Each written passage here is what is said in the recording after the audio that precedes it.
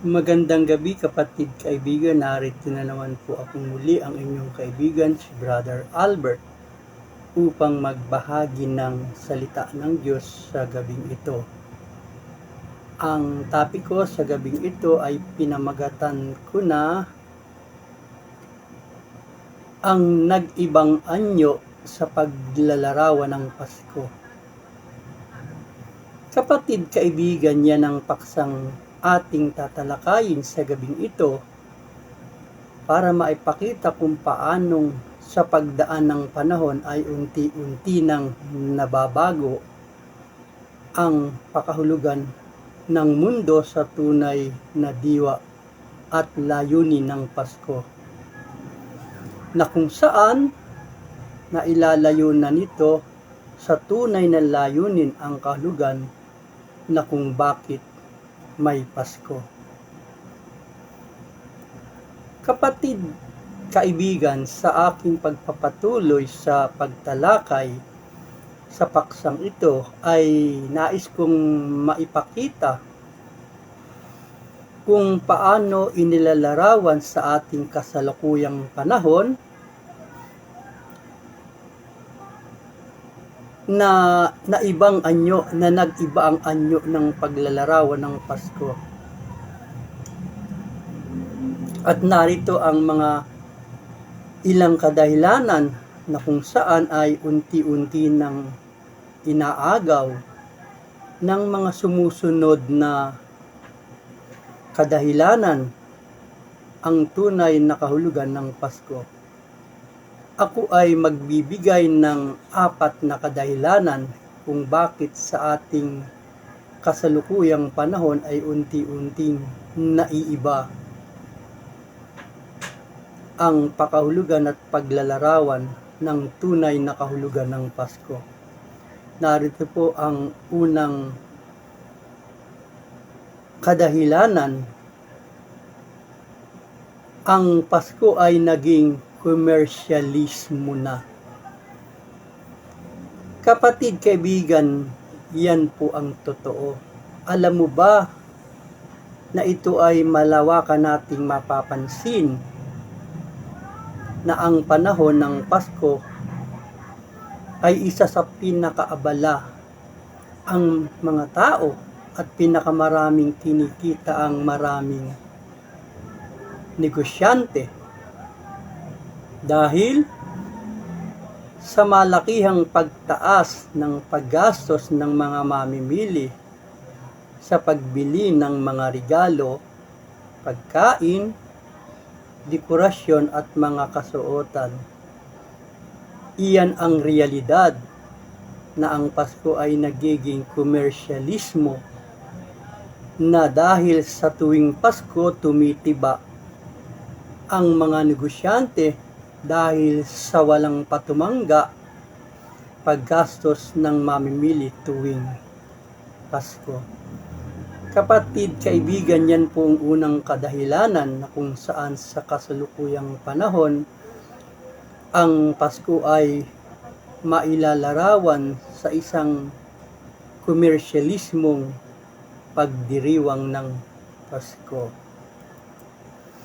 It is widely observed that the Christmas season is one of the busiest and most profitable times of the year for many business due to the significant increase in customer spending on gifts, foods, clothing, and decoration.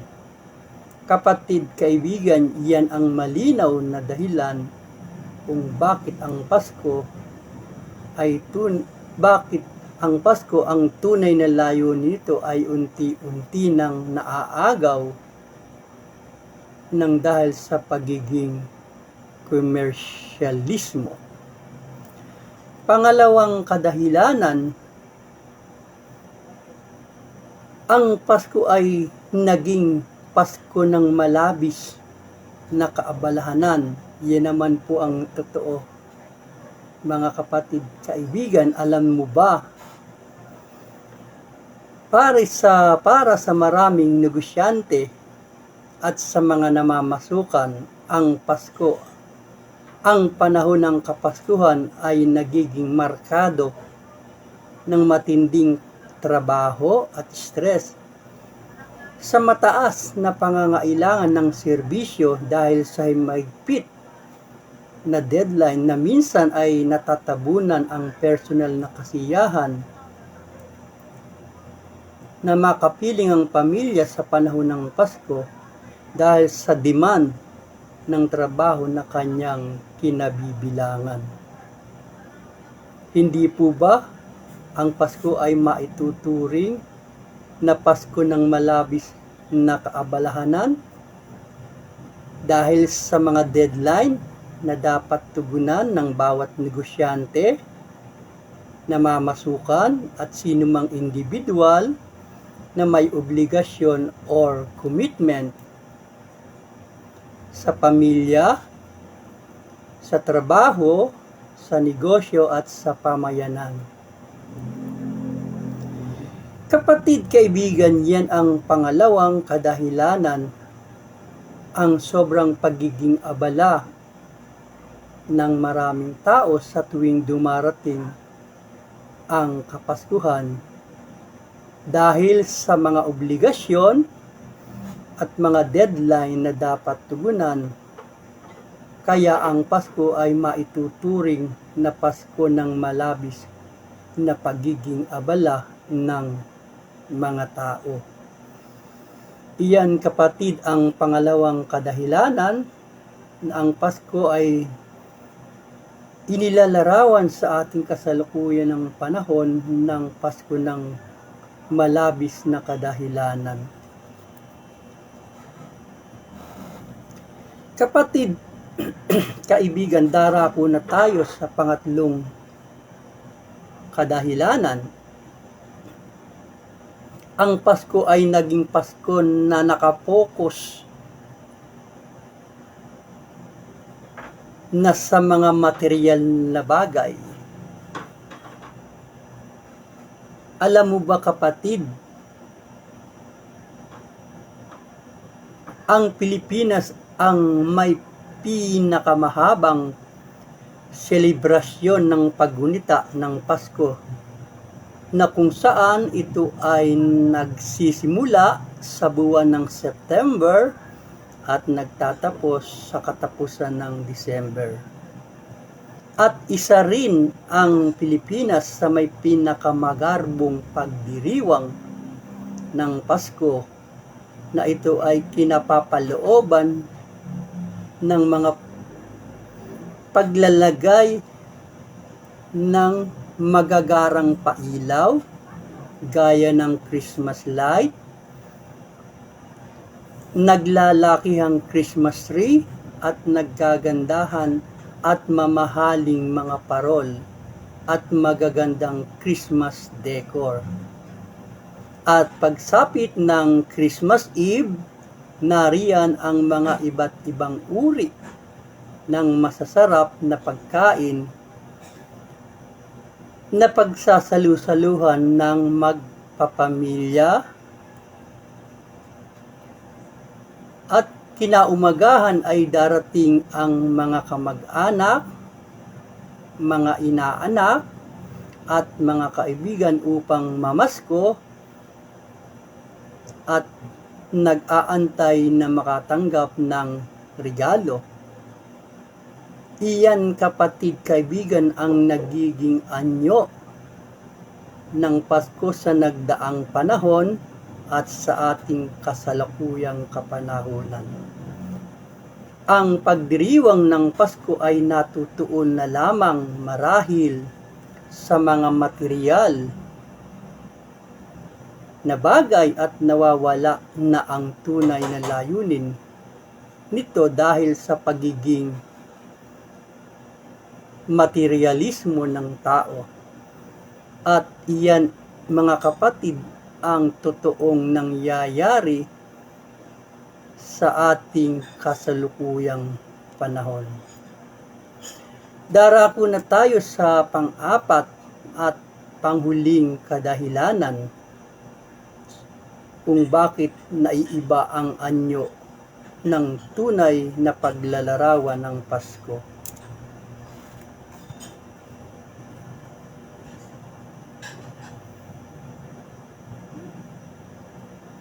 Ang Pasko ay naging Pasko ng pagtitipon ng magkakamag-anak,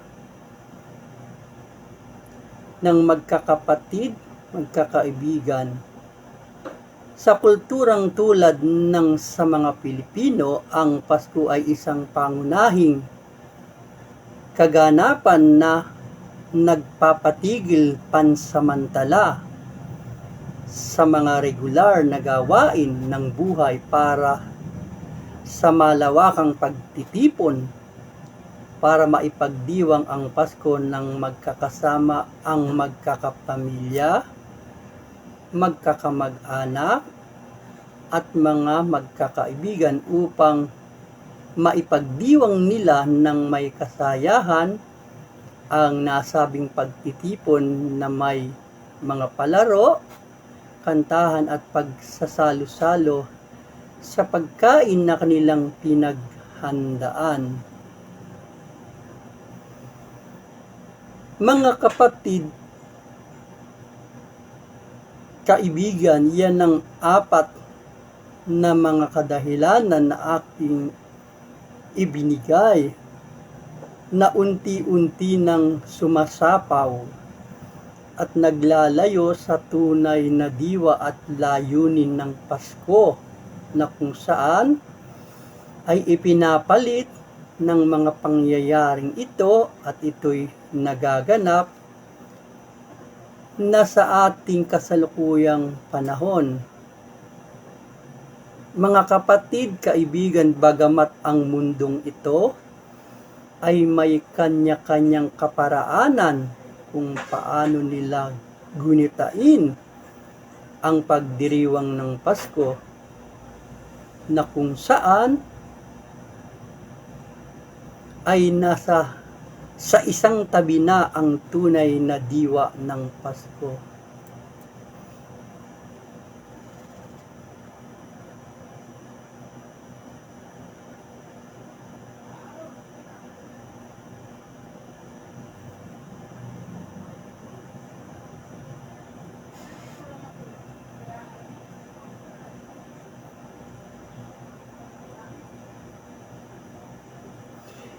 Kapatid, kaibigan, ang Pasko ay mananatili.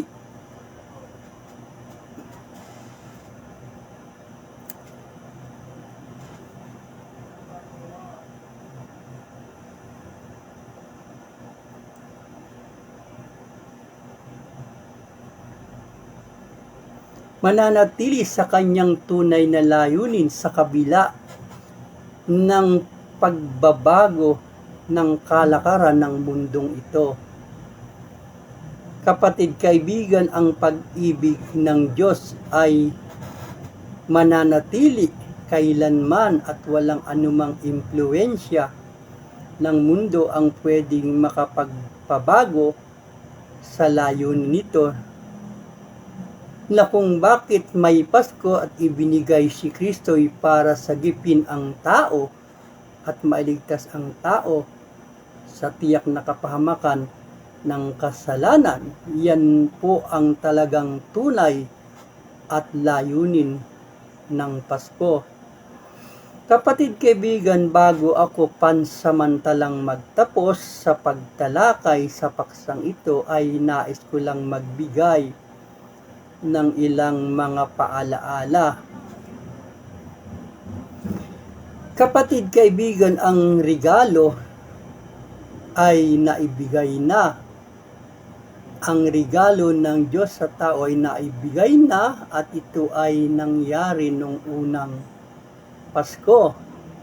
At iyan po ay natala at nasulat sa aklat ng John 3:16 na kung saan po ay ito ay common o palasak ng ginagamit na kung saan doon po ay sinabi sapagkat gayon na lamang ang pag-ibig ng Diyos sa sanglibutan, kaya ibinigay niya ang kanyang kaisa-isang anak at iyan po ay nangyari nung unang Pasko upang ang sinuman sa kaniya'y sumampalataya'y huwag mapahamak kung hindi magkaroon ng buhay na walang hanggan. Kapatid, kaibigan, walang ibang layunin at walang ibang diwa ang Pasko kung hindi ang pagmamahal ng Diyos sa ating mga tao, higit sa ano paman pagdiriwang mayroon tayo sa tuwing sumasapit ang Pasko. At siguro marahil, kapatid, kaibigan, mula sa iyong pagkabata hanggang sa iyong pagkakaedad ay marami ka nang natanggap na iba't ibang uri ng regalo. Siguro'y may mamahalin at yung iba marahil ay mumurahin. Pero kapatid, kaibigan, alam mo ba, ang regalo na ibinigay ng Diyos sa ating mga tao ay walang katumbas sa mga regalong natanggap mo na, matatanggap mo pa. Kung bakit? Sapagkat ang regalo ng Diyos ay ang sarili niyang anak mismo, na kung saan ang kapakinabangan nito ay pangwalang hanggan. Di gaya ng mga regalong mga natanggap natin na ito'y nasisira, naluluma, nawawala. At ang ating kapakinabangan sa mga regalong ito ay hanggang dito lamang sa lupa. Sa kabilang ganda, kapatid, kaibigan, ang regalong mula sa Diyos ay may pangwalang hanggang kapakinabangan, sapagkat ito ay nagmumula sa lupa at nagpapatuloy hanggang sa kabilang buhay. Kaya mas mahalaga, kapatid, ang regalo ng Diyos sa ating mga tao higit sa ano pa mang regalong natanggap natin mula sa ating mga kaibigan, kapamilya, kamag-anak, magulang at mga anak. Kapatid, kaibigan, gusto mo ba ng regalo na ang kapakinabangan ay pangwalang hanggan, na nagsisimula dito sa lupa at magpapatuloy hanggang sa langit? Kung gayon, kapatid, kaibigan, tanggapin mo ang regalo ng Diyos sa iyo, ang kanyang anak na si Kristo. Tanggapin mo siya sa puso mo bilang iyong Panginoon at tagapagligtas, sa gayon mapasayo ang regalo na ang kapakinabangan ay magpakailanman. Yan po ang regalo na hindi kumukupas, hindi nasisira, hindi nawawala. Ano po ang sabi sa Roma 6:23? For the wages of sin is death, but the gift of God is eternal life through Jesus Christ our Lord. So, ibig pong sabihin ng eternal, magpawalang hanggan. Yun po ang regalong napakaganda na naibigay sa atin ng Panginoon sa pamamagitan ni Kristo, na ang regalong ito ay pang-eternal. Ayon po yan sa aking binasa, hindi ko po yan ininbentot, hindi po yan galing sa aking sariling opinyon. At iyan po ay sinabi sa Roma 6:23, for the wages of sin is death, but the gift of God is eternal life through Jesus Christ our Lord.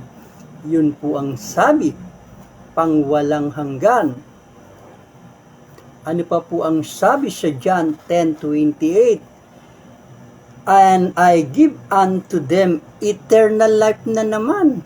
Yun po ang sabi, and I give unto them eternal life, and they shall never perish, neither shall any man pluck them out of my hands. So, hindi po ba, kapatid, eternal na naman ang binabanggit? Binibigyan daw po tayo ng buhay na walang hanggan. Yung pong buhay na walang hanggan, yan po yung regalo ng Diyos sa atin. At yan po ay naganap at nangyari nung unang Pasko kung saan ipinanganak si Kristo. Yan po ang tunay na diwa at layunin ng Pasko. Ang Diyos ay nagbigay ng regalo. Ang gagawin mo na lang, kapatid kaibigan, ay tanggapin ang regalo ng Diyos sa iyo para naman pakinabangan mo ang regalo ng Diyos sa iyo. Kapatid, wala ng ibang mensahe ang Pasko. Magbago-bago man ang pananaw, ang kaparaanan ng pagdiriwang ng Pasko, ang tunay na layunin at kalugan nito'y mananatili na ang Diyos ay ang pag-ibig ang naging dahilan kung bakit ibinigay ang Panginoon sa ating mga tao at kung bakit mayroon tayong ipinagdiriwang na Pasko. Salamat kapatid kaibigan sa maikling oras ng pagsama sa akin sa gabing ito sa pagtalakay sa paksang pinamagatan ko na ang nag-ibang anyo sa paglalarawan ng Pasko. Ingatan tayo ng Panginoon sa ating pansamantalang pagtulog sa gabing ito upang bigyan kadahilanan upang bigyan daan kapahingahan ang pagod na katawan sa maghapon ng paggawa. Sa kalooban ng Panginoon, ako ay muling tatalakay ng panibagong topic bago magpasko. Marahil ito po ay ang Pasko ay Huwebes. Maaring ito po ay Miyerkules ng gabi. Ako po ay magdidiscuss uli ng panibagong topic at ang pamagat po nito ay ang mga regalong dala ng Pasko.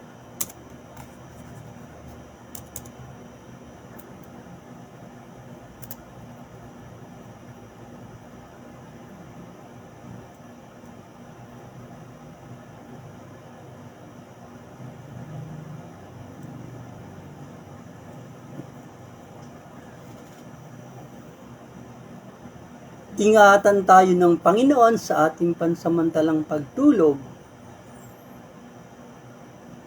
sa gabing ito. Maraming salamat. Magandang gabi.